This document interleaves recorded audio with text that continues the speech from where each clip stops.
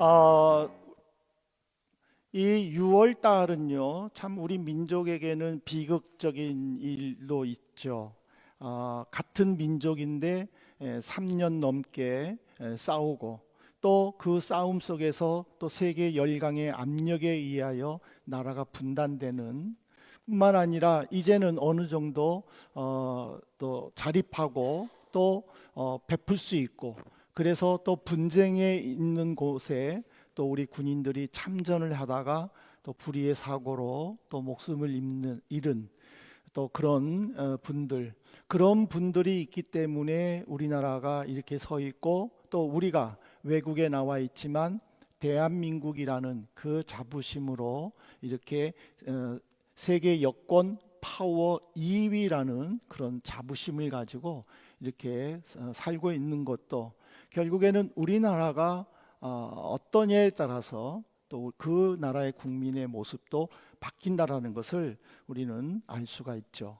근데 문제는 뭐냐면, 우리가 그리스도인으로서 국가를 생각할 때에 우리는 이런 걸 한번 생각해 봐야 돼요. 나는 그리스도인으로서 어떻게 내 나라와 내 민족을 바라볼 것인가? 예, 어떻게?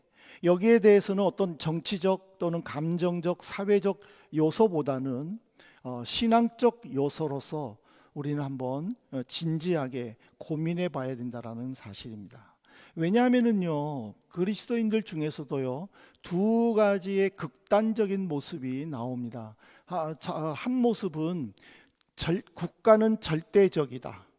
그러므로 기독교인이지만은 국민으로서 국가에 헌신하고 희생해야 된다라고 강조하는 부류도 있습니다. 그러나 또 한 부류는, 우리는 영적 공동체로서 국가에 그렇게 헌신할 필요는 없다.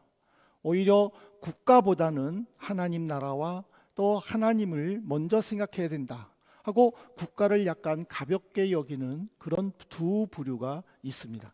그런데 성경은 이 극단의 두 부류를 모두 거부합니다.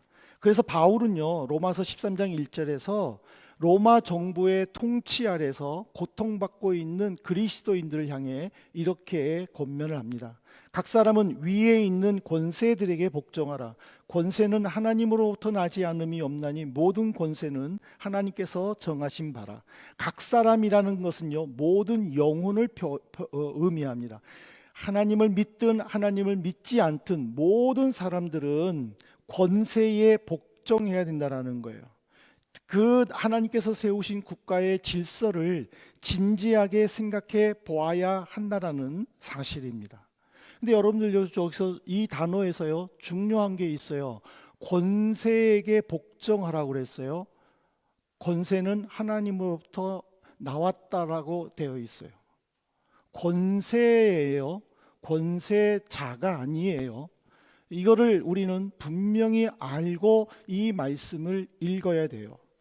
왜 그러냐면요, 하나님께서 세우신 이 질서를 권세자들은요, 잘못 오용하고 잘못 적용하기 때문이라는 거예요. 그래서 바울은요, 이어서 2절에서 이렇게 국가에 대해서 설명을 합니다. 그러므로 권세를 거스리는 자는 하나님의 명을 거스림이니 거스르는 자들은 심판을 자취하리라. 이 권세라는 것은요, 권력이 아니에요. 하나님께서 세워주신 질서예요. 하나님은 사회 질서를 유지하기 위해 세상 사람들과 똑같이 믿는 그리스도인들도 보편적인 질서 가운데에 보호받기 위해 하나님께서 만들어 주신 권위라는 거예요. 이 권위에 인간이 만들었다라고 하면서 거기에 권세를 가진 사람을 끼워놓고 그 사람에게 절대적으로 충성하라고 요구하는 것은 잘못됐다라는 것을 이 말씀에서 분명히 가르쳐 주는 거예요. 그래서 지금 이 2절에서는요, 이 거스르다라는 이 단어를 우리는 조금 더 깊이 생각해야 돼요. 우리는 그냥 거스르다라고 되어 있는데 이거는 어떤 불만이나 어떤 개인적인 반감을 표출할 때에 거스르다라는 말이 돼요. 그래서 독일어 성경에도 저항하다라고 번역이 되어 있는데 이것은 뭐냐면은 하나님이 세우신 그 질서에 저항하는 것을 의미하는 거예요. 하나님은 분명히 권세를 이 국가에 허락하였고 그 국가의 질서 유지를 위해서 하나님이 직접 이 세상에 나타나셨다라는 거예요. 그런데도 불구하고 사람들은 그 권세를 자기가 가짐으로 인하여 자기가 질서를 유지해야 되는 사람으로 생각하고 착각하고 핍박하는 것을 이거를 막아야 된다라는 그런 의미라는 사실이에요. 그 때문에 우리는 나라와 민족을 위해서 생각할 때에 주목해야 될 것은 뭐냐면 사람에게 집중해서는 안 된다라는 거예요. 사람을 따라서 왔다 갔다 해서는 안 된다는 거예요. 질서가 바뀌어서는 안 된다는 거예요. 사람은 바뀔 수는 있지만 그 질서는 절대 바뀌어서는 안 된다는 거예요. 왜? 그 질서는 하나님께서 세우셨기 때문에. 그 질서는 하나님께서 세우셨기 때문에 우리가 하나님을 바라보면서 세우신 질서를 우리가 순종해야 된다는 거예요. 여러분들 창세기에 보면은요, 하나님은 질서를 만드신 하나님이에요. 하나님은요, 이 세상을 만들 때에 빛과 어두움을 나누셨어요. 시간과 계절을 정하셨고 씨 뿌림의 추수와 그리고 파종과 그리고 추수의 질서를 세우셨어요. 그러니까 하나님은 모든 세계의 질서를 다 창조하신 분이라는 거예요. 그 질서 속에는 이 사회에도 있다라는 거예요. 근데 세우신 그 질서를 누가 파괴한 거예요? 사람들이 파괴한 거예요. 사람들이 하나님 앞에서 죄를 범함으로 이제는 질서가 파괴되는 거예요. 옛날에는요, 딸기는요 봄철에만 먹어요.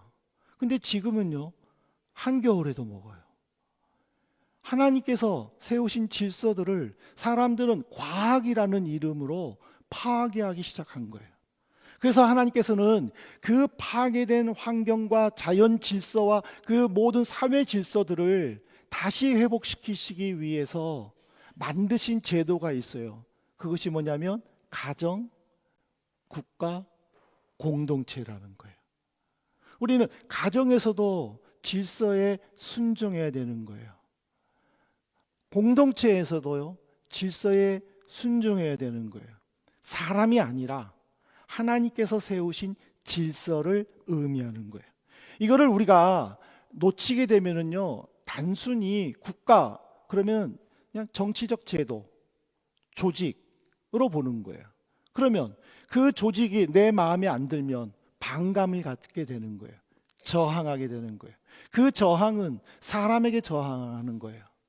이것은 하나님을 떠난, 하나님을 잊어버리는, 세우신 주인이 누구인가를 잊어버리는 인간의 잘못된 행동이라는 것이죠.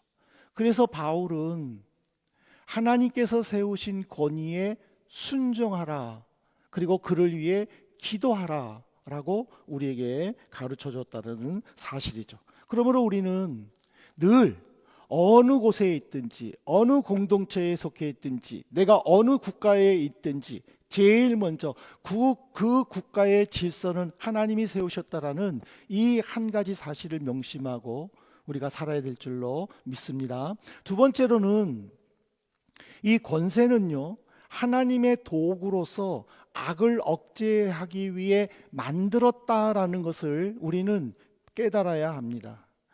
13장 4절에 보면은요, 권세를 행사하는 사람들을요, 하나님의 사역자라고 되어 있습니다. 보실래요? 그는 하나님의 사역자가 되어 내게 선을 베푸는 자니라. 그러나 내가 악을 행하거든 두려워하라. 그가 공연히 칼을 가지지 아니하였으니 곧 하나님의 사역자가 되어 악을 행하는 자에게 진노하심을 따라 보응하는 자니라.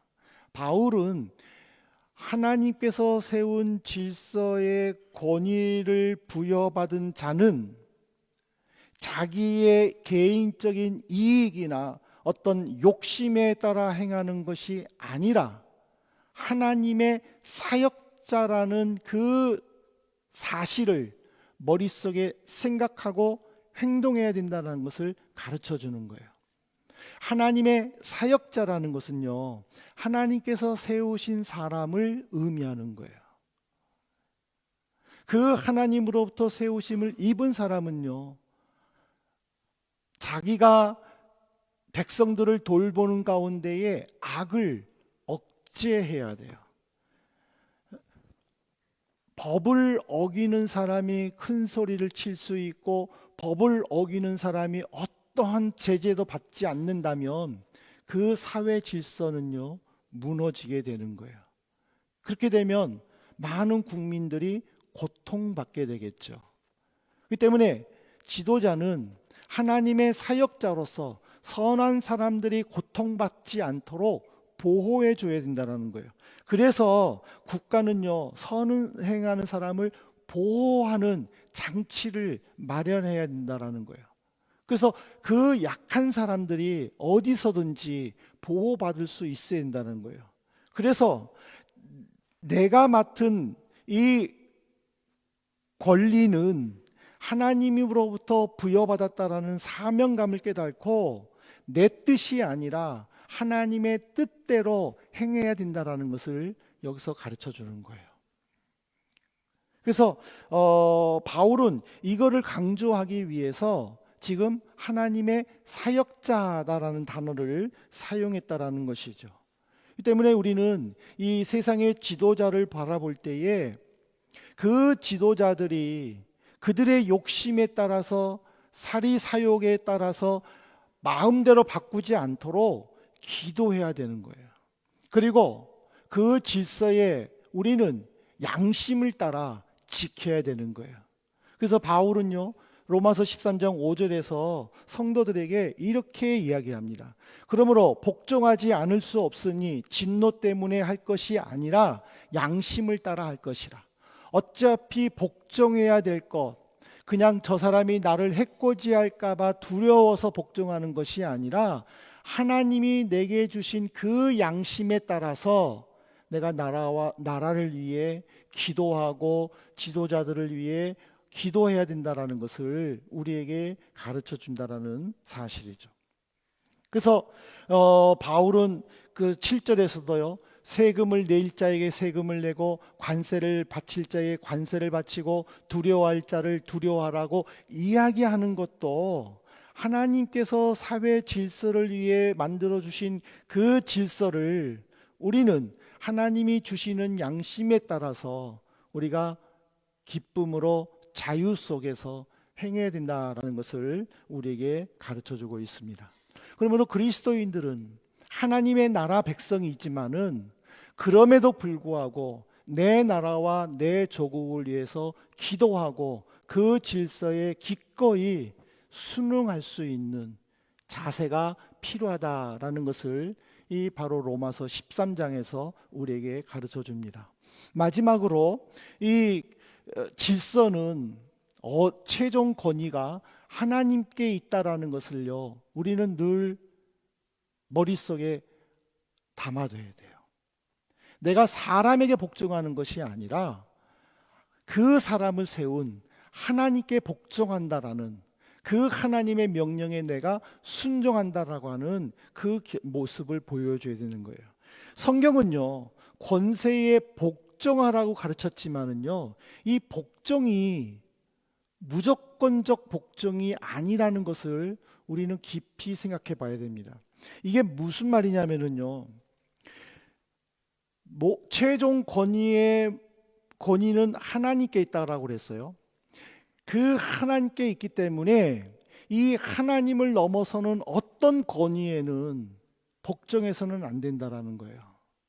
그것을 잘 가르쳐 준 사람이 바로 베드로예요. 사도행전 5장 29절에 보면은요, 이런 말씀이 나와요. 베드로와 사도들이 대답하여 이르되 사람보다 하나님께 순종하는 것이 마땅하니라. 예수님이 부활하고 난 다음에 12 제자들이 예루살렘에서 복음을 전합니다. 많은 예루살렘 주민들이 예수님을 믿기 시작을 합니다. 그들이 자기들의 자기들의 행동을 회개하고 세례를 받기 시작을 합니다. 그때에 제일 위기감을 느낀 사람들이 바로 유대교 종교 지도자들이었어요. 그들은 사내들인 공회의 의원으로서 그들의 권위를 가지고 제자들을 협박합니다. 어떻게 협박합니까? 앞으로 예수의 이름을 전하지 말라. 그때의 베드로와 11명의 제자들이 그 사내들인 공회 의원들에게 말한 것이 이 말입니다. 내가 너희들 말 듣는 것보다 하나님 말 듣는 것이 더 중요하고 마땅하다. 베드로는요, 유대 종교주의자들을 비난하지 않았어요. 베드로는요, 유대교를 뒤엎기 위해 민중들을 일으켜 가지고 반란을 꾸미지 않았어요. 그냥 예수를 전한 거예요. 죽었다가 다시 살아나신 예수를 준 거예요. 나라에 대해 어떤 반역도 하지 않았어요.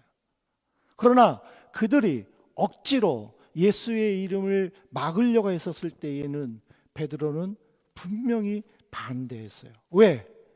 그들의 권위보다 하나님의 권위가 더 높기 때문에.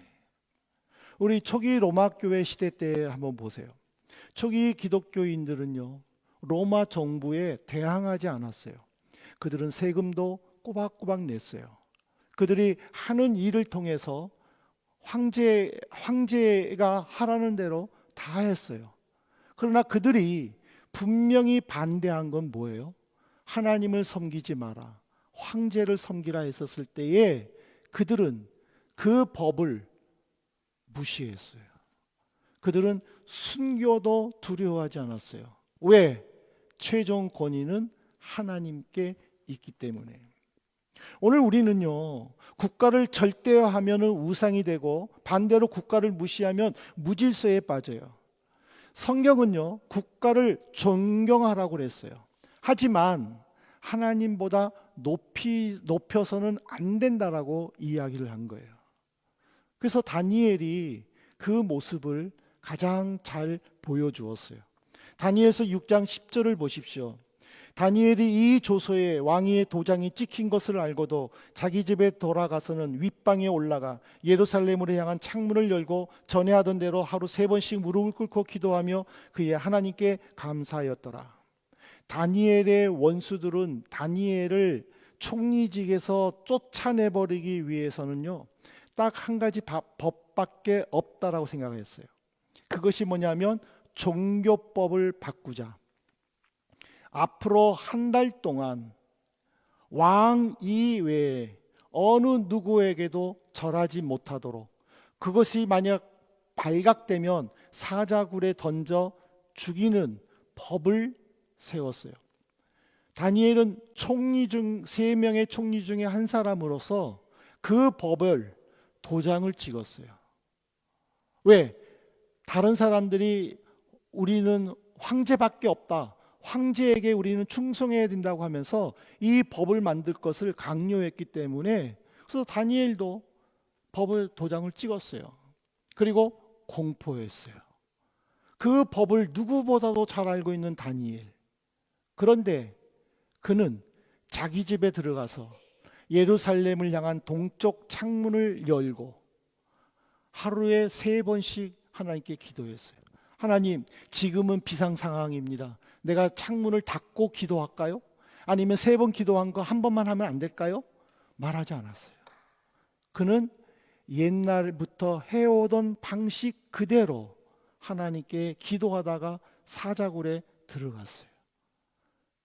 하나님이 마지막 권위자이시고 하나님이 모든 것을 이끌어 주시는 것을 믿기 때문에 그는 하나님 이외에 어떤 권위에도 순종하지 않는 단호한 모습을 보여주었다라는 사실이죠. 사랑하는 성도 여러분, 저는 마지막 결론을 내리면서 우리는 이 땅에 살지만 궁극적인 본향은 하나님의 나라예요. 그렇지만 우리가 하나님의 나라에 가기 전에 이 땅에 사는 동안에는 우리가 이 땅의 시민으로서 마땅히 해야 할 일들을 해야 합니다. 국가의 질서에 순응해야 됩니다. 국가의 권위를 무시해서도 안 될 것입니다. 국가를 존경하고 또 국가 속에서 빛과 소금으로 살아가며 세상 가운데 선한 영향력을 나타내도록 힘써야 됩니다. 이것이 그리스도인으로서의 사명입니다. 그렇기 때문에 우리는 어느 곳에 있든지 내 나라와 내 민족을 위해, 평안을 위해서 우리는 늘 기도해야 됩니다. 지도자들이 제대로 정치할 수 있도록, 선한 사람들이 눈물을 흘리지 않도록 우리는 기도에 집중하고 또 그 법을 지키기 위해 우리가 힘써야 될 것입니다. 특별히 우리는요, 해외에 나와 있잖아요. 여러분들, 우리나라가 약하면은요, 해외에 나와 있는 우리도 힘들어요. 그렇지만 내 나라가 평안할 때에, 내 나라가 튼튼할 때에 해외에 나와 있는 우리도 자부심을 가질 수 있는 거예요. 내 나라가 평안할 때, 지금 우리는요, 참 힘든 가운데 살고 있어요. 내 나라, 내 민족이 아직도 연약하고 또 분열로 인하여 정말 이제는 달러가 1600에 가까워요. 유로는 1800에 가까워요. 너무나도 어려운 가운데 있어요. 내가 여기에 나와 있다고 해서 내 나라와 상관이 없지 않는 거예요. 결국에는 내 나라가 약하기 때문에 여기에 살고 있는 나도 영향을 받을 수 없다라는 것을 지금 보여주는 거예요. 그래서 이 6월 한 달 동안만이라도 우리는 내 나라와 내 민족이 평안할 수 있도록, 속히 안정될 수 있도록 우리가 기도에 집중해야 될 줄로 믿습니다. 그래서 하나님께서 세우신 이 국가의 질서, 하나님, 독일도 지금 5월 달인가 물가가 2.5% 올랐다라고 나와 있어요. 그러나 체감은 좀 더 높겠죠. 그러니까 내가 살고 있는 이 독일도 제대로 되지 못했을 때에 결국에는 고통받는 것은 국민이라는 거죠. 그렇기 때문에 우리는 내가 살고 있는 이 독일 브레멘을 위해서, 너 내 나라와 내 민족을 위해서 우리가 6월 한 달 기도에 힘쓰고, 그래서 평안하고 그리고 온 국민들이 안위 가운데 살 수 있도록 우리가 힘써 기도하는 우리 성도님들 되시기를 주님의 이름으로 부탁합니다.